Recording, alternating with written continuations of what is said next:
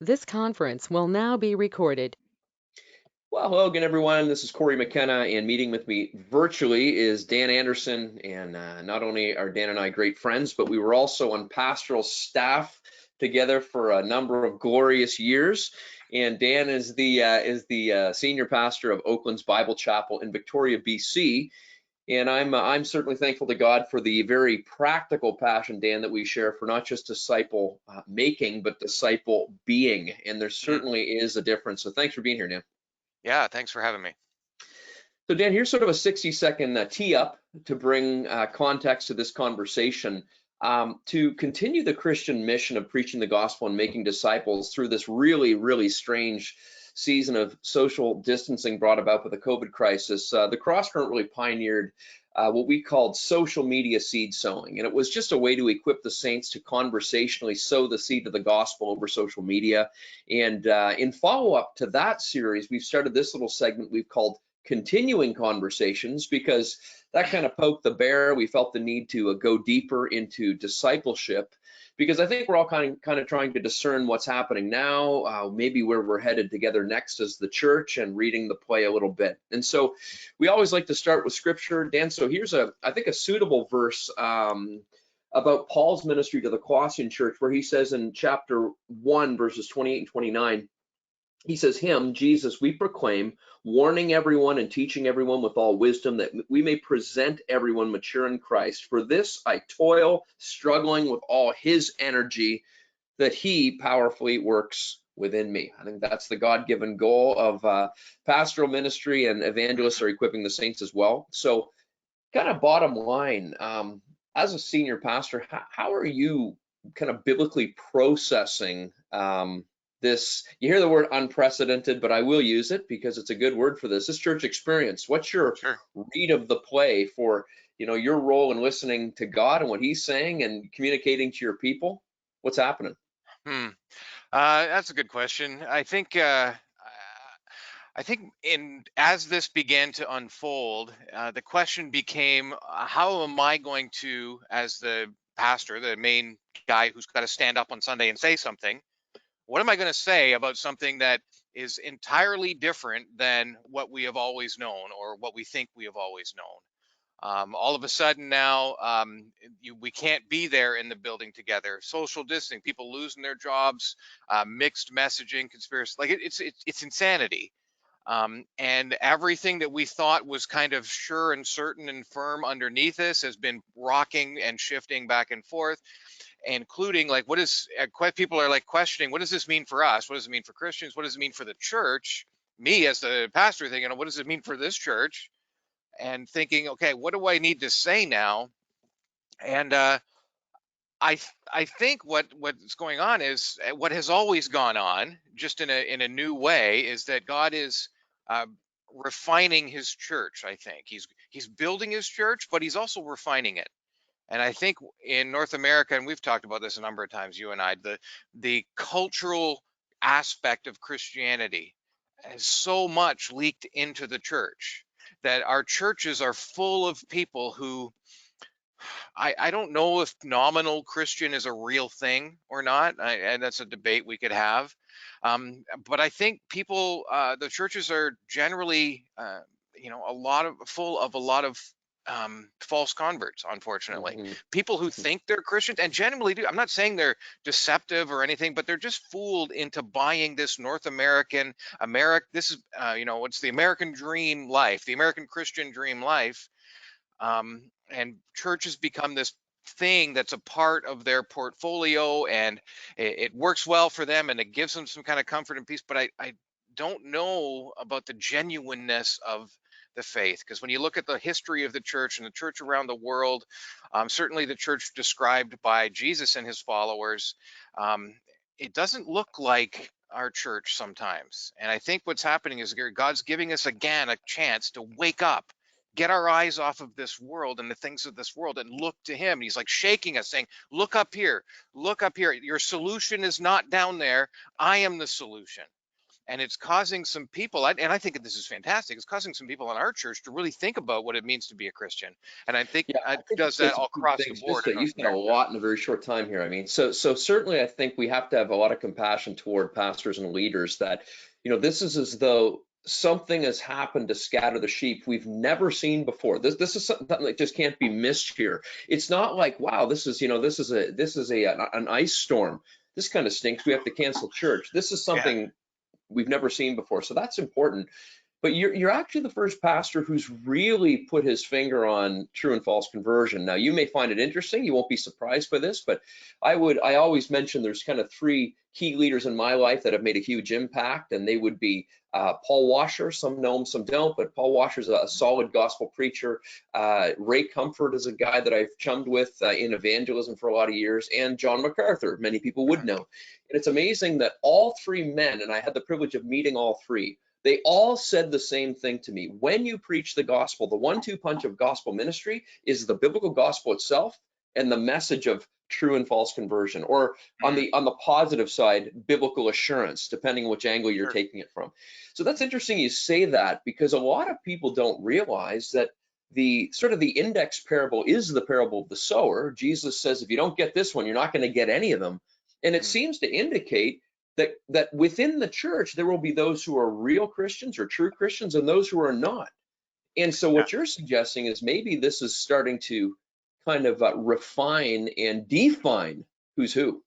Yeah, I think so. I think that's God's faithfulness to us, and that He doesn't let us wander around believing things that aren't true, right? Hmm. He's not trying. I always say this to my congregation: God's not trying to trick us, right? And kind of keep us in. He wants us to know, and that whole thing of Matthew 7, like it's there because it's tragic, and Jesus is like, wake up! I don't want a bunch of people on Judgment Day coming to me thinking that they're saved and they're not. Right. And I Right. don't want a bunch of people on this other side of things wondering if they really are saved, if I have really saved them. If I have, I want you to be sure. I want everybody to know they're either with me or they're against me. He's not the author of confusion. He's not Hmm. looking to trick us. And I think at the same time here, this is another way God is like, hey, I want everybody to reevaluate. Look at your life. Look at what's happening. Are you? Here's the thing with this. Uh, People are when people are squeezed, when they're put under pressure, we've talked about this, right? And difficult circumstances, what's inside of them comes out. They're like a sponge, right? When you squeeze the sponge, what's inside the sponge comes out. And churches are exactly the same way. We're full of people, so the church is full of something. And when difficult times and pressure and a change like this comes in, the church gets squeezed as well, and what's inside comes out. Hmm. Right. So this whole situation hasn't really changed the church, right? It's just driven it faster in whatever direction it was going. The Hmm. same thing is true with people, right? So it's just accelerated everything in either a good direction, hopefully, because there was good things inside, and when it got squeezed, good things start coming out and coming out more, Hmm. or it's pointed out the fact that there wasn't good things inside, and Hmm. attendance is going down, and there's less engagement and less community involvement now because that's the direction you were already heading, and this is just hard times have just made this go faster in the whatever direction it was going. So I don't think that this is Maybe a you could thing that's going to testify, change Dean. everything. It's going to just accelerate whatever was happening before. Hmm. You were just sharing on a previous call we had just a couple encouraging things that have been squeezed out of Oakland's Bible Chapel, and I think a lot of churches are seeing some things that aren't super encouraging, and I guess we all are. I mean, Yeah. storms expose foundations, and sometimes foundations aren't fantastic, depending on the cracks and the compromise and all that stuff. But in Sure. terms of just maybe a couple encouraging things you've seen as a pastor, as you've waited with bated breath to see how your church would respond to crisis? It's a fair question. Yeah, I wasn't really I didn't know, and this happened. It kind of took us all by surprise, and I'm oh no, what's going to happen? But some of the things that have pleasantly surprised me, and there's things I clearly have been exposed now for us that we want to work on and improve. But there's some things also there, a lot of good things actually, and just the level of our people's desire to still engage. I really haven't heard of anybody like, oh, great, I get to sleep in Sunday mornings now, Hmm. right? They're like, everybody's like, I want to get up and I want to get my family up, and they're involved in the online worship. We live stream still the service, just with a handful of people. So we have more people engaging on a Sunday morning live now through the internet than we ever had in the auditorium. And people are excited, and they're sharing these things around, the videos that we're making and the recordings that go up on our YouTube channel. Our people are sending those around to people that they would never have done that before. They would never have sat down, hey, let me tell you about Jesus, as much as they should. And I know, Corey, you're very passionate about personal evangelism. We love that. We've had you out to our church to do the training. But you know what it is. People are a lot more scared to personally kind of talk about their faith than they are to say, hey, this is a great video, or this is my Sure. church, right? Yeah. And this has given them the tools and actually the desire to do those things, and they are actually doing it. So we're seeing our people really being encouraged by the response that they're getting for the things that they're sharing. We're Which also is seeing, fantastic. though, Which is go ahead. fantastic. Yeah, yeah, that's fantastic. And just to be clear, we don't believe it's pragmatic to say God uses all kinds of ways to draw people to Himself. I mean, I Mm, talked to someone the other day that's an old friend, and I was really nudged by the Holy Spirit to get in touch with this guy at a really strange time of the week. And lo and behold, when I reached out very intentionally to this old high school friend, it was the exact same. Within 24 hours, his son was being tested for COVID, and now he's like, what in the heck? I mean, is God trying to get my attention or what? So yeah, we would never be so narrow as to say there's really only one prescription for getting this right. God is a creative God, and we're okay with that. yeah, So that's absolutely. that's wonderful that people are using the tools, and they're sharing the posts, and they're sharing the live stream. To me, that's a very positive use of social media for Yeah. missional purposes. Great. Yeah, for sure. And the other thing that, as far as the outreach and impact in our community has gone, is we've developed over the last few years some pretty good relationships with a couple of social organizations and the community around us. Um, and one of the things that we were able to do right away was just, we kind of clued in what was really driving this, the whole fear and the uncertainty and the anxiety that just, when societies are confronted with that have no faith to lean on, really, unfortunately that's our world. No eternal perspective to bring to things. For sure. And it just makes people crazy, right? It makes them Mhm. so scared, and they do weird things, and they get so anxious and stressed. We just wanted to be like, okay, you know what? If that's you, we're here for you. And no, in those days, nobody knew what was going on. Are we going to have food next week? Are we Yeah. going to be all like, are we going to be allowed to go to the house? And who knows? So we just right Yeah, away or half started. of us going to drop dead. I mean, there was a lot of questions in Right, this. Yeah. what's going to question? What's going to? Yeah. So right away, we got a sign out on the front lawn. Hey, call us if you need anything. Get in touch with us. We'll Hmm. help. I really didn't put any limits on that. And that kind of was the social media message that went out. And so we actually got people from our community talking to us, and not just asking for help, but calling and saying, hey, I saw what you're doing. Is there a way that I can help? Hmm. Which we really were thankful for. Here's the secular world around us, basically, calling to offer a church help to help the world, Hmm. which we were really pleasantly surprised about that. And then somehow we got connected with the local TV station. They heard about it, and they came over and did a quick interview with us, and we were very well received. And it's just another way for um, people to see, the world to see, that the church isn't afraid. The church is going to step in. The church is going to do what it's always done. The church is going to always be the front runner of responding to need in the society. It always has been, and we need to be the same thing our ancestors have been. The people that went Hmm. before us have always stepped into these things, and the church of today needs to do those things too. Yeah, once upon a time, certainly Christians were running into the burning buildings that people were running out of, because we had the power of Jesus Christ to drive us to love our neighbors in very tangible, Yeah. demonstrative ways. Now, something you said that I want to circle back to is you said that you had developed relationships with your community. Now, I just have to ask the question, because I think we want to before we're out of time, I want to trend toward what we can learn to avoid being the man who forgot his reflection. I mean, no one wants to be that guy, whoever that guy is. But you said that you had existing relationships, you'd been cultivating, if you will, tilling soil.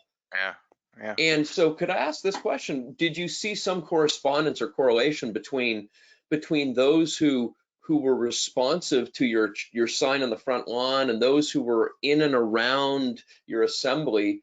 Were Mm. some of those people the same people you'd ministered to previously, or are we talking something total cold contacts? Mix of both. Okay. Yeah, yeah, for sure. Um, but you're right. I don't think we would have had near the interaction if we hadn't already had existing relationships with those people. I Definitely. think that's a good point. And one of the things you kind of don't think about it, and you're just kind of rolling along. And after a couple of weeks of this, we realized like, hey, this was actually really fortunate, really, fortuitous, really God's blessing that we did have those relationships in place, and we're thankful for that because when the calamities strike, where was it in Matthew, when the winds blow and the rains come, and Yes. those things were already built, the foundation was already there. Yeah. And I think that's one of the things. Remember, I said that this reveals what's already there, and I hope Yeah. there's some churches and some people realizing that either, hey, God has given me these things already, and those are things I can build on and go forward with, or hey, I'm missing this, and we Mm. need to develop some relationship with our community. And Hmm. so these are organizations that are right close to us that we have an interaction with, whether it's with the kids or the needs of the single moms that we're dealing with, or it's just the community center that we help them with their daycare, and we interact with them and do whatever we can to build that relationship and let them know we're part of their market down on Saturdays in the summer. Well, hopefully this year, I don't know. But Hmm. doing camps in the summer for kids, and whatever your community you're in, hopefully God is showing you the reality of relationships there and the need to continue to build those. Yeah, absolutely true. I mean, that is what we call the long game. And that you're talking to an evangelist who also has been a pastor for a lot of years, and we really believe that the growing season of pray and sow and water, which is kind of the template, biblical template for our teaching, we need to have a long-term perspective about this. Is not a simple problem. Your neighbors are not almost Christian in Victoria, BC. They're not. Right. I No. mean, they are deep in depravity. They are really scrambled. And I think in a global perspective, I think this crisis has really exposed the craziness of the world. The fact that just when people thought they were in control, they have no control. And as Christians, that shouldn't be that narrative shouldn't be surprising to us, Right. because we should live as though we're not in control. But it's amazing That's how a lot of Christians seem to be on that track as well. right. Yeah. Now, I just want to ask you this in terms of, we know that your church at Oaklands is a household of households, Mhm. and we believe that it's about personal responsibility and personal devotion, and we also have a family that we're raising. You have a wife and kids, and I do as well, and then there's our church participation. That basically the health of the church really starts with the health of the households within the church. Mm. So, just wondering if you have any little thoughts on just individually and as families what we can be learning, because we don't want to just stick the pastors with the sole responsibility of this unessential term that's been hanging over the church. I think we all have to take some responsibility. What can we learn, do you think, as individuals and families, and what can we do different? Yeah, that's a good one. I would think that what this is showing our families, and I'm just trying to think of a few now, and I can bring you a few, that parents now have an opportunity to kind of really take ownership of the agenda for what their kids learn, Hmm, right? yeah, There's for sure. no there's no outsourcing anything right now, right? So they're at your house. If they're going to have some kind of an agenda, it's coming from you, and it's not coming from anybody else. Now, there's no school, there's not even youth group, there's no Sunday school on Sunday unless you make it happen. So I think what this really is giving families is an opportunity for the kids to see what really drives their parents, Hmm, what really is important to their parents, yeah. right? And is church important enough to you, mom and dad, that you are going to make it happen for us? Because if you don't, it's not going to. And I'm thankful that I know lots of families in our church. I don't know everyone, but I know of lots right now where the parents have really picked up the responsibility for that and have not dropped it. and Hmm. are engaging in church for their kids, and are making sure their kids are opening the teaching that's coming from our children's ministry director Tracy, and watching the videos and engaging and getting together on Sunday morning and listening to the songs and singing along, and they're doing all of those things. They're participating in the church, and they are also engaging in the meetings that we've got, the Zoom meetings every week as well. So I'm just pleased that the proportion of people in our church that have picked up the responsibility on their end, because they're not getting it. If they Hmm. don't do it, it's not going to happen. And they are. And so I really think this is going to change the lives of a lot of children whose parents, they see actually taking responsibility and making it happen instead of just letting it happen. Yeah, and to encourage anyone watching, especially dads who feel pretty overwhelmed, because let's be honest, it's like zero to hero. All of a sudden, everyone's looking at you for leadership. And if it's not something you've been used to, I don't know if you've read the Family Worship book. I think it's by Whitney, great little book.